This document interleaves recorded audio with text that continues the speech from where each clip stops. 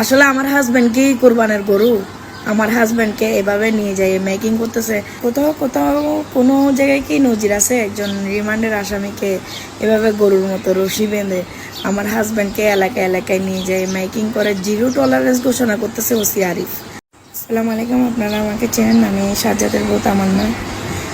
কোথাও কোথাও কোনো জায়গায় কি নজির আছে একজন রিমান্ডের আসামিকে এভাবে গরুর মতো রশি বেঁধে আমার হাজব্যান্ডকে এলাকায় এলাকায় নিয়ে যায় মাইকিং করে জিরো টলারেন্স ঘোষণা করতেছে ওসি আরিফ।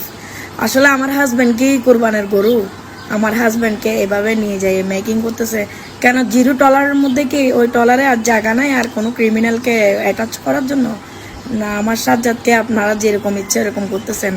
কোথাও কি নজির আছে যে মানে একজন রিমান্ডের আসামিকে এলাকা ভিত্তিক ঘুরাই ঘুরাই একেবারে গরুর রশি বেঁধে মানে যেমন ইচ্ছা তেমন করতেছে প্রশাসন? আসলে কি ওর ফ্যামিলি কোনো ব্যাকগ্রাউন্ড নাই, মানে ওর জন্য কথা বলার কেউ নাই? তো তো এখন আমিও তো মেয়ে মানুষ, আমাকেও 2-3টা মামলা দিয়ে বসে আছে। এখন আমি কি করব বলেন?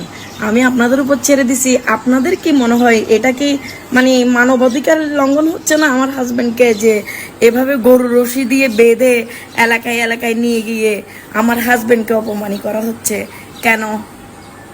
আমি আপনাদের কাছে প্রশ্ন ছুড়ে দিলাম, আমার হাজবেন্ড যদি অপরাধী হয় আমার হাজবেন্ডের বিচার আদালত করবে।